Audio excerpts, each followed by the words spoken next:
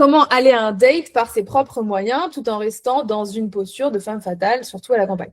Donc, là, c'est très bien, en fait, le fait de ne pas lui donner accès à ton chez-toi, parce que du coup, ça lui met une étape où il n'a pas justement accès, donc il va devoir gagner ta confiance, montrer patte blanche, et ça représente pour lui un défi pour accéder à un autre niveau de toi. Donc ça, c'est très bien.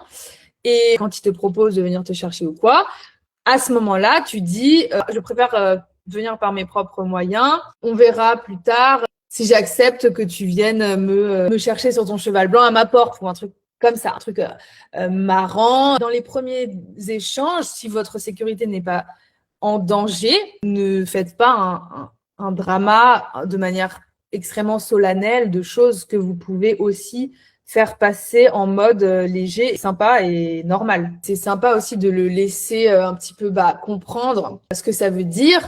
C'est-à-dire que vous n'êtes pas obligé de dire j'attends de faire confiance à un homme pour lui donner mon adresse, mais vous pouvez le tourner aussi en rigolant, en mode une prochaine fois si il n'est pas un serial killer ou un truc comme ça. Ah, mais en tout cas, c'est bien puisque ça te fait poser une limite, donc ça lui met un défi, ça lui donne envie d'aller te conquérir.